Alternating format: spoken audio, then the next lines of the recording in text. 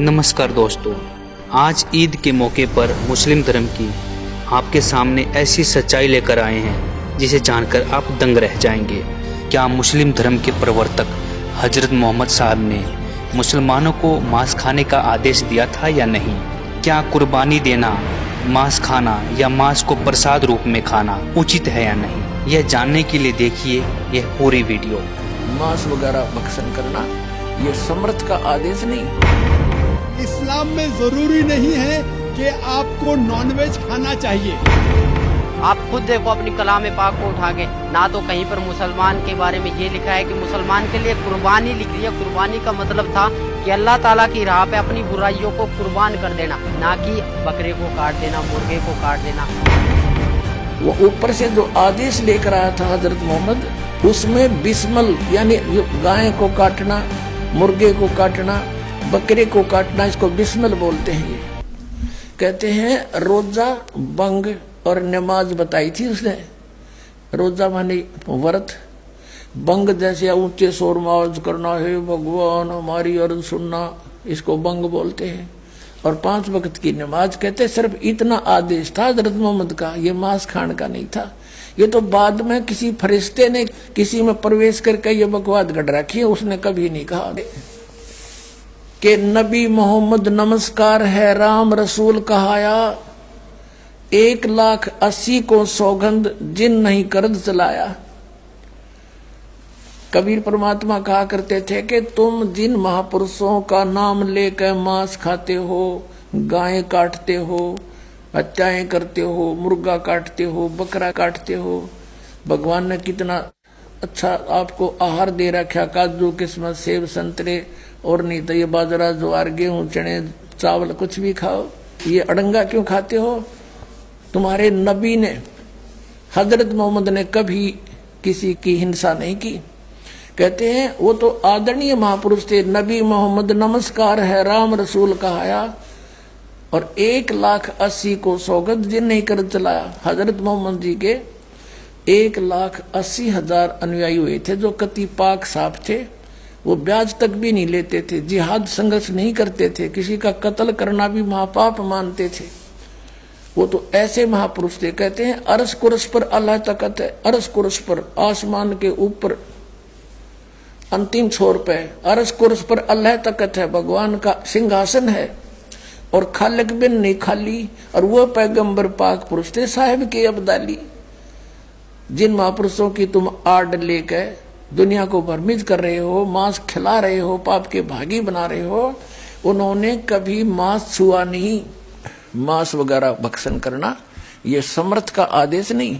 आप खुद देखो अपनी कलाम पाक को उठा के, ना तो कहीं पर मुसलमान के बारे में ये लिखा है कि मुसलमान के लिए कुर्बानी लिख रही है। कुर्बानी का मतलब था कि अल्लाह ताला की राह पे अपनी बुराइयों को कुर्बान कर देना, ना कि बकरे को काट देना, मुर्गे को काट देना। हम जितने भी महीने साल में 2 जो त्योहार आते हैं, इस पर हम जितनी भी कुर्बानियां करते हैं, ये हमारे पाप कर्म जोड़ रहा है काल। अगर इससे आप मेरी बातों से अगर आपको थोड़ा बहुत भी कुछ मिले तो मैं आपसे रिक्वेस्ट, आपसे प्रार्थना, या मेरे को कुछ भी समझ के बोल दीजिए। मैं उस परमेश्वर का कुत्ता हूँ जो आपको भोंक रहा हूँ और आपको जगाने की कोशिश कर रहा हूँ। आप आइए यहाँ।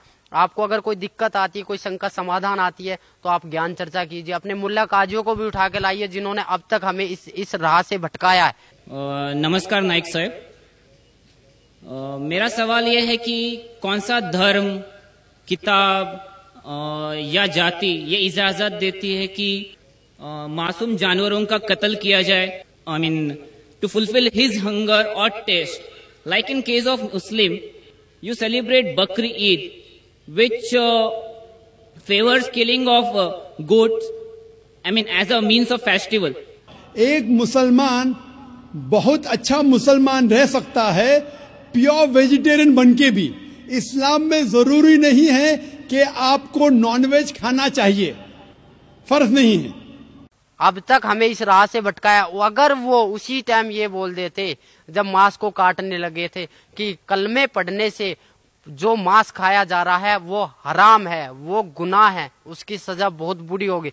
तो आज जितना भी मुसलमान समाज है ये मांस को नहीं छूता।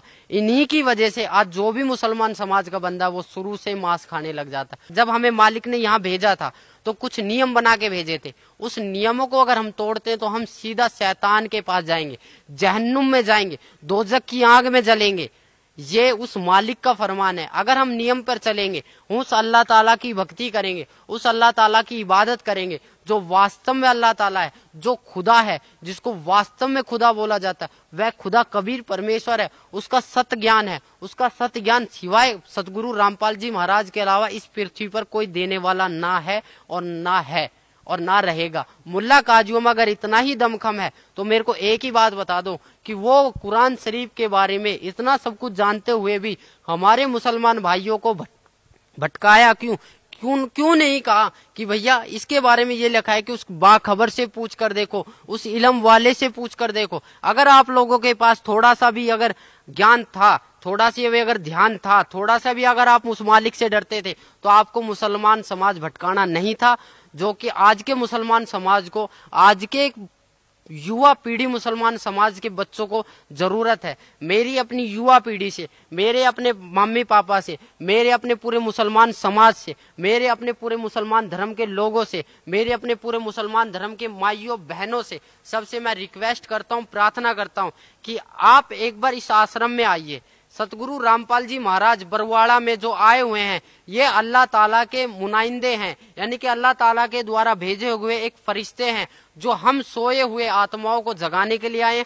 हमें उसी जन्नत में वापस जाना जहां से हम अल्लाह ताला से बिछड़कर यहाँ आए हैं। आप खुद कहते थे, हमें खुद बताया जाता था कि हम जन्नत से आए हैं। जब हमें इतना पता है कि ये शैतान का सब कुछ है, यहाँ शैतान का ही हुक्म चलता है, तो हम यहाँ से निकलने की क्यों इच्छा नहीं करते।